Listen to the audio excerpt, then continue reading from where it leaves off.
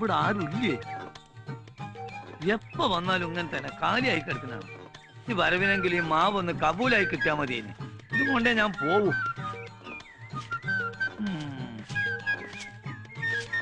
കൊറേ കാലായാലോ പിന്നാലെ നടക്കാൻ തുടങ്ങിട്ട്. വല്ലത് നടക്കോ? ഞാൻ എന്റെ പിന്നാലെ എല്ലാം നടക്കണേ, മാവിന്റെ പിന്നാലെ എല്ലാം നടക്കണേ. അതെന്നെ പറയണേ. ഈ പണ്ടാരം ഇങ്ങനെ നിക്കണ കാരണം ഇതിപ്പോ മൂന്നാമത്തെ തവണ മിച്ചടിക്കണ. ഉടനെങ്ങാനൊന്ന് വെട്ടിക്കൊണ്ട് പോവോ? നീ അടങ്ങി, ഞാൻ വെട്ടിത്തരാ. വിലയിലൊന്ന് ഉറക്കട്ടെ. എന്താടി ഇവിടെ ഒരു പഞ്ചാര? നിനക്ക് കിഞ്ഞടിക്കാൻ ഈ കളവിനെ കിട്ടിയുള്ളൂ. പോടി. തന്നു വന്നിപ്പോ പെമ്പിളർക്ക് പ്രായവും നോട്ടല്ല രൂപവും നോട്ടമില്ല. തനിങ് വന്നേ. എന്താ ഈ പരിപാടി? അല്ല മേന്നെ, നമുക്ക് ഈ മാവിന്റെ കാര്യം വല്ലതും നടക്കുവോ? നടന്ന് എന്റെ ചെരുപ്പ് തേഞ്ഞി. എടോ, തുട്ട് തരാമെന്നുണ്ടെങ്കിൽ ഈ വീട് വരെ പൊളിച്ചു വെക്കാൻ ഞാൻ റെഡിയാ. പക്ഷെ സർവ്വ അധികാരങ്ങളും അച്ഛൻ കൊടുത്തിരിക്കുന്ന കുടുംബവക്കീല് ലാലിനല്ലേ. അയാൾക്കാണെങ്കിൽ കേസുമില്ല, കാര്യസ്ഥ പണിക്ക് സമയമില്ല. എപ്പോഴും വെപ്രാളല്ലേ വെപ്രാളം. അല്ല അത് പോട്ടെ, മാവ് വാങ്ങിത്തന്ന കമ്മീഷൻ കിട്ടും. അച്ഛന്റെ മാവ് മുറിക്കാൻ മോന് കമ്മീഷനോ? മാവ് വേണമെങ്കിൽ മതി. ശരി, ഏറ്റു. നമുക്ക് എങ്ങനെങ്കിലും ഇതൊന്ന് കബൂലാക്കി തന്നാ മതി. എന്നാ വാ.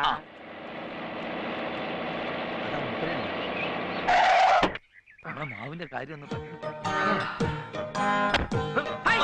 അങ്ങോട്ട് വാണ് വിട്ടതുപോലെ പായുന്നേ. മുത്തശ്ശനെ കണ്ടൊരു ഹാപ്പി ന്യൂസ് പറയാനുണ്ട്. അപ്പൊ നമ്മളെ മാവ് ചത്തിട്ട് പോരെ?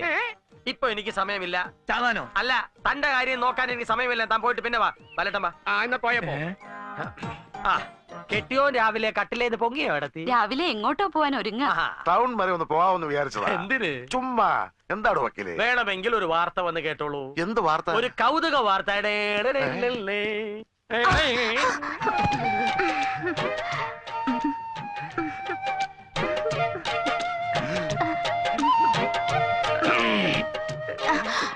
എടോ വക്കീലെ, എന്താടോ ഇത്? സാറിയർ അല്ല, കൊറിയർ. ഓടി വന്നപ്പോ എന്റെ കാല് സ്ലിപ്പായി. എവൾ എന്റെ ഇടയിലുമായി. കുറെ കാലമായി ഞാൻ കാണുന്നു ഈ തട്ടിലും മുട്ടലും. കേട്ടില്ലേ, നിരപരാധിയായി ഞാൻ പഴി കേൾക്കുന്ന. എന്തിനാ കുട്ടി ഞാൻ സ്ലിപ്പ് ആവുമ്പോ മുമ്പിൽ വന്ന് നിൽക്കുന്നത്? ഇനി ഇത് ആവർത്തിക്കരുത്. ഓടി. മുത്തശ്ശ, ഒരു ചൂടുള്ള വാർത്തയെ ചോർത്തിയെടുത്തിട്ടുണ്ട്. പോസ്റ്റ്മാന്റെ കേസ് അന്വേഷിക്കാൻ പോസ്റ്റ് ഓഫീസിൽ ചെന്നപ്പോ പോസ്റ്റ്മാൻ ഒരു പോസ്റ്റ് കവർ തന്നു. പൊട്ടിച്ചു നോക്കിയപ്പോ ഞെട്ടിക്കുന്ന ഒരു വാർത്ത. നമ്മുടെ അനുപമയ്ക്ക് ജോലി കിട്ടി. സന്തോഷായില്ലേ? എനിക്കിഷ്ടായില്ല.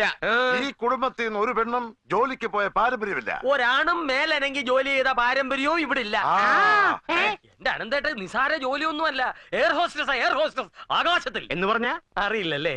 വിമാനത്തിലെ യാത്രക്കാർക്ക് ചായ, കാപ്പി, biscuit, cool drinks, breakfast, lunch, dinner ഇതൊക്കെ ചിരിച്ചോണ്ട് എക്സ്ക്യൂസ് മീ എന്ന് പറഞ്ഞ് സപ്ലൈ ചെയ്യുന്ന ലലനാമണികളാണ് എയർ ഹോസ്റ്റസ്. അതായത് സപ്ലയർ.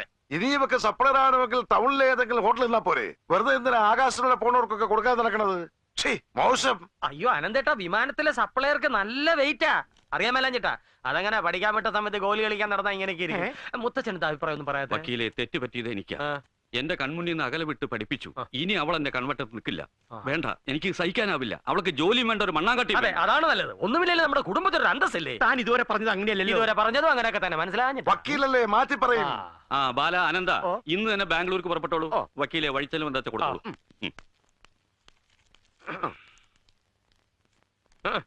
ഇത്രേ ഉള്ളൂ. തിരിച്ചു വരുമ്പോ കണക്ക് തരാൻ മറക്കരുത്. കള്ള കണക്കായിരിക്കരുത്. Good morning. മോളെ അനുപമ കൈ വിടും.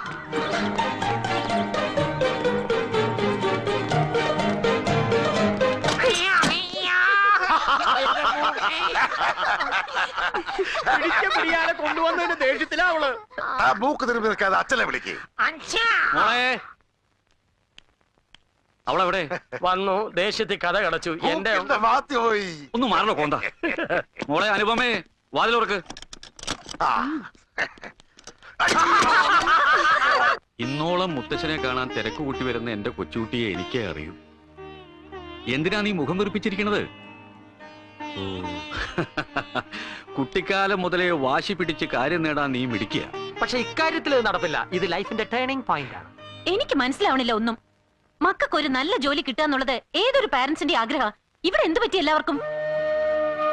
നീ കൈവിട്ടു പോകുന്ന കാണാനുള്ള ശേഷി എനിക്കില്ല. നിന്റെ അച്ഛനമ്മയും മരിക്കുമ്പോ നിനക്ക് 4 വയസ്സാ. അന്ന് മുതൽ ഇന്നോളം ഈ കൈത്തണ്ട കിടന്നാ നീ വളർന്നത്. എന്റെ മരണം വരെ എന്റെ കുട്ടി എന്നോടൊപ്പം ഉണ്ടാവണം. പിന്നെ എന്തിനാ മുത്തശ്ശൻ എന്നെ ഇത്രയും പഠിപ്പിച്ചത്? ഈ കുഗ്രാമത്തിൽ ജീവിക്കാനാ? ഈ അടുക്കള പുക കൊള്ളാനാ? വിദ്യാധനം സർവധനാൽ പ്രധാനമെന്നല്ലേ? ഞാൻ സംസാരിക്കുന്നത് മുത്തശ്ശനോടാ. ഞാൻ പറഞ്ഞത് മുത്തശ്ശനോടാ. തർക്കം വേണ്ട, എന്റെ തീരുമാനം അങ്ങോട്ട് പറയാം. ഈ തറവാട്ടിൽ ഇതുവരെ പ്രായമായ പെൺകുട്ടികളെ ജോലിക്കല്ല അയക്കാറ്, കല്യാണം കഴിപ്പിച്ച. ഡോക്ടറായിരുന്നു എന്റെ അച്ഛന്റെ ആഗ്രഹമായിരുന്നു നിന്നെ ഒരു ഡോക്ടറെ കൊണ്ട് കല്യാണം കഴിപ്പിക്കണം. ഭാഗ്യത്തിന് നിന്റെ 2 മുറച്ചക്കന്മാരും ഡോക്ടർമാരാ. മൃഗ ഡോക്ടർ മോഹനകൃഷ്ണൻ, ആയുർവേദ ഡോക്ടർ ഓമനക്കുട്ടൻ.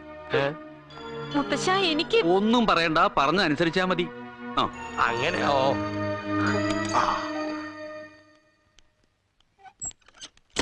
അകത്തെന്താ നടന്നത്? അകത്തെ ഞങ്ങൾ കാർന്നോമാര് തമ്മിൽ പലതും തീരുമാനിച്ചു. പറ. എന്തോന്ന് പറയാൻ? ഭാഗം വെച്ച് കിട്ടിയ സ്വത്തൊക്കെ മത്സരിച്ച് വിറ്റ് 2 പേരും കൂടി പുട്ടടിച്ചില്ലേ? പോരാത്തതിന് വാശിയോടെ 5-6 പെമ്പിള്ളേരെയും കുറെ തീരാക്കടോ സൃഷ്ടിച്ചില്ലേ? കഴിഞ്ഞത് കഴിഞ്ഞില്ലേ? ഒന്നും കഴിഞ്ഞില്ല. ആ പെങ്കുച്ച് കൈവിട്ട് പോയാ ആ നിമിഷം നിങ്ങൾ 2 വഴിയാധാരവും. അത് ഓർത്തിട്ടാ ഞാൻ നിങ്ങൾക്ക് വേണ്ടി ഒരു നമ്പർ ഇട്ടത്. നിങ്ങളിൽ ഒരാൾക്ക് ലോട്ടറി അടിക്കാൻ പോകുന്നു. കണ്ടോ, ഞാൻ അപ്പോഴേ പറഞ്ഞല്ലേ ലോട്ടറി ടിക്കറ്റ് എടുക്കാൻ. ഓ, ആ ലോട്ടറി അല്ല, ഈ കണ്ണത്താ ദൂരം കിടക്കുന്ന സ്വത്തിന്റെ ഏക അവകാശിയായ അനുപമയെ നിങ്ങൾ 2 പേരിൽ ഒരാളുടെ മകനെ കൊണ്ട് വിവാഹം കഴിപ്പിക്കാൻ തീരുമാനിച്ചു. എന്റെ മകൻ മോഹനകൃഷ്ണൻ അവക്ക് നന്നായിട്ട് ചേരും. എന്റെ മോൻ എന്തൊരു കുറവ്. അറമ്പന. നിങ്ങൾ ഇങ്ങനെ കടിച്ചു കയറാൻ നിൽക്കാതെ നിങ്ങളുടെ ആമക്കളെ വിളിക്കേ.